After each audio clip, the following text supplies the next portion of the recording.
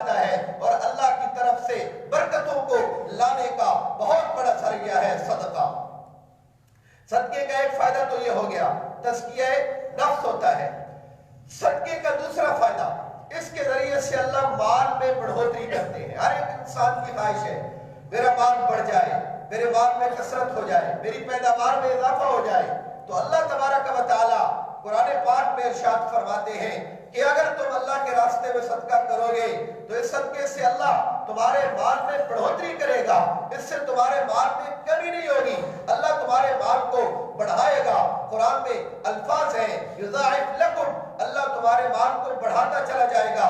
بلکہ اللہ نے یوں بھی فرمایا وما انفقتم من شیء فهو یخلفہ وهو خیر الرازقین۔ قربان جائے اللہ کے، اللہ نے مال کا لفظ نہیں کہا، من شیء کا لفظ کہا۔ وما انفقتم من شیء، جو بھی چیز تم اللہ کے راستے میں خرچ کرو گے فهو یخلفہ، اللہ تمہیں اس کا ضرور بدل عطا کرے گا، اور اللہ سب سے بہترین رزق دینے والا ہے۔ اللہ نے مال کا لفظ بھی ہٹا دیا، شے کا لفظ کہہ دیا کہ اگر تمہارا دیا ہوا بہت کم ہے، ایک کھجور کے برابر بھی ہے، تو وہ بھی اللہ پاک اپنے پاس محفوظ کرے گا اور ضرور اس کا بدل تمہیں عطا کرے گا۔ اللہ کسی کا مال اپنے پاس نہیں رکھتا، اللہ اس کو بڑھا چڑھا کر عطا کرتا ہے۔ اس لیے دوسری جگہ اللہ تعالیٰ نے اس بڑھوتری کی مقدار کو بیان فرمایا کہ تمہارا دیا ہوا اللہ کیسے کتنا بڑھاتا ہے، اس کی بڑھوتری کتنی ہوتی ہے۔ فرمایا مثل الذین ينفقون فی سبیل اللہ کمثل حبۃ انبتت سبع سنابل فی کل سنبلۃ مئۃ حبۃ۔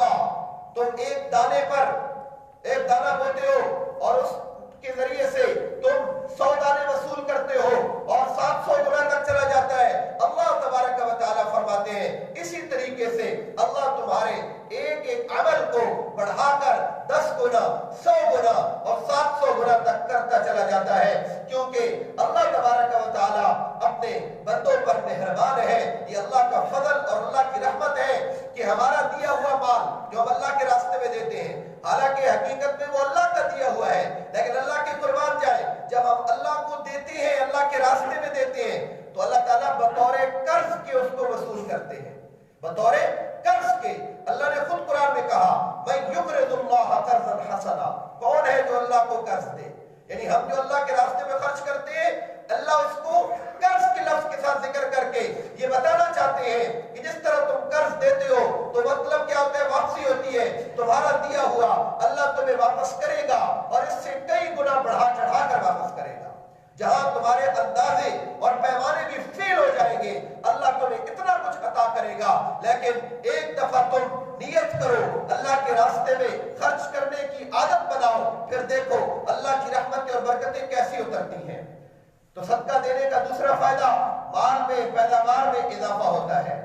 صدقہ دینے کا تیسرا فائدہ آسمان سے اترنے والے فرشتوں کی دعاؤں کا بندہ مستحق بن جاتا ہے۔ حدیث میں آتا ہے آپ صلی اللہ علیہ وسلم نے فرمایا ما من یوم یصبح العباد فیہ الا ینزلان ملکان، فرمایا جب بھی کوئی دن آتا ہے ہر صبح 2 فرشتے آسمان سے صرف دعا کرنے کے لیے اور بد دعا کرنے کے لیے اترتے ہیں۔ 2 فرشتے آتے ہیں، ایک فرشتہ دعا کرتا ہے ہر روز اللہم آت منفقا خلفا، اے اللہ آج جو تیرے راستے میں خوب خرچ کرے یا اللہ اس کو اور زیادہ عطا فرما۔ اور دوسرا فرشتہ بد دعا کرتا ہے اللہم آت ممسکا تلفا، اے اللہ جو اپنے مال کو روک کر رکھے، جو مال کا حق ہے وہ پورا نہ کرے، اے اللہ اس کے مال کو تلف کر دے، ضائع کر دے، برباد کر دے۔ تو اس لیے صدقہ دینے کا فائدہ کیا ہے کہ فرشتوں کی دعاؤں کا بندہ مستحق بن جاتا ہے۔ اور صدقہ دینے کا چوتھا فائدہ کہ اللہ کی غیبی مدد انسان کے ساتھ ہو جاتی ہے، اس کے کاموں کے ساتھ ہو جاتی ہے۔ آج اکثر لوگ کاروباری بندش کا گلہ کرتے نظر آتے ہیں کہ ہمارے کاروبار میں بندش ہے، کسی نے کچھ کر دیا ہے، کچھ رکاوٹ ہے، کوئی مال ترقی نہیں کر رہا، کاروبار ترقی نہیں کر رہا۔ تو ان ساری رکاوٹوں سے نکلنے کا سب سے بڑا ذریعہ وہ صدقہ دینا ہے، اللہ کے راستے میں صدقہ دینا ہے۔ اس کے ذریعے سے اللہ کی غیبی مدد کے خزانے صاف ہو جاتے ہیں۔ اور مسلم شریف کی حدیث اس پر موجود ہے، آپ صلی اللہ تعالی علیہ وسلم نے بیان فرمایا کہ ایک شخص जा रहा था, चटियल मैदान था, उसने एक बादल के अंदर से आवाज सुनी, इसके खदीकत फुलाने, फुला के बाग को जाकर सैराब करो। और वो बादल उस बाकी बादलों से हटा और फिर थोड़ा आगे गया और फिर बरसा, और एक जगह पर जहां बरसा वहां से नाले के जरिए से पानी एक खेत में जा रहा था। वो आदमी जिसने आवाज सुनी वो भी उस पानी के साथ चलने लगा। पानी जिस खेत में पहुंच रहा था, ये इस खेत के पास रुका, वहां एक आदमी को देखा जो अपनी कुदाल के जरिए से पानी को अपने खेत के अंदर लगा रहा था। फौरन उससे जाकर पूछा, अरे अल्लाह के बंदे, तेरा क्या नाम है? उसने कहा, मेरा ये नाम है। कहा, तुमने क्यों पूछा मेरा नाम? कहा, मैंने इसलिए पूछा कि इस बादल के अंदर से तेरे नाम मैंने सुना है, इस बादल के अंदर से आवाज आई है कि फलां के बाग को जाकर सैराब कर दो। ए अल्लाह के बंदे, तू इस बाग में, इस खेत में क्या काम करता है कि तेरे वजह से अल्लाह का सारा निजाम मुतहर्रिक हो गया?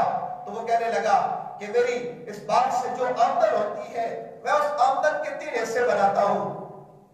पैदावार का एक हिस्सा अल्लाह के रास्ते में दे देता हूं, एक हिस्सा अपने घर वालों के लिए रख छोड़ता हूं, और एक हिस्सा दोबारा इसकी बिजाई के लिए रख छोड़ता हूं। ये मेरा इस बाग में